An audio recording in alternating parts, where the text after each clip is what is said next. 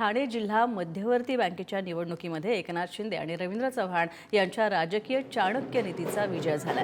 ठाणे जिल्हा मध्यवर्ती सहकारी बँकेच्या पॅनल पद्धतीने झालेल्या निवडणुकीमध्ये केंद्रात आणि राज्यात सत्तेतील मित्रपक्ष असणाऱ्या भाजप आणि शिवसेनेचे शिलेदारच एकमेकांच्या विरोधात लढत असल्याचं चित्र पाहायला मिळालं होतं। अखेर या निवडणुकीमध्ये परिवर्तन पॅनलचा पराभव करत सहकार पॅनलनं आपलं वर्चस्व प्रस्थापित ठेवलेलं आहे। तर ठाणे जिल्हा मध्यवर्ती बँकेमध्ये गेल्या अनेक वर्षांपासून हितेंद्र ठाकूर यांच्या बहुजन विकास आघाडीचं वर्चस्व कायम होतं, तर बहुजन विकास आघाडीकडून या बँकेतील सत्तेच्या चाव्या मिळवण्यासाठी उपमुख्यमंत्री एकनाथ शिंदे आणि रवींद्र चव्हाण यांनी या निवडणुकीमध्ये राजकीय चाणक्य नीतीचा वापर केला।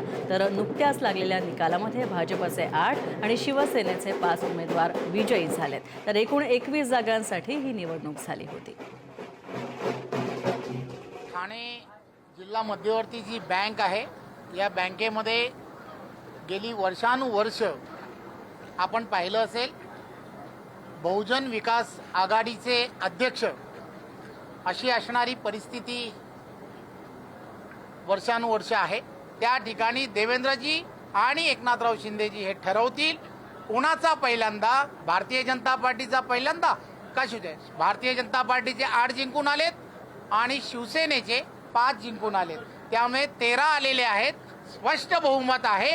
त्यामुळे खात्रीने या सगळ्या गोष्टी भविष्यात होतील, त्यामुळे काही चिंता करायची गरज नाही।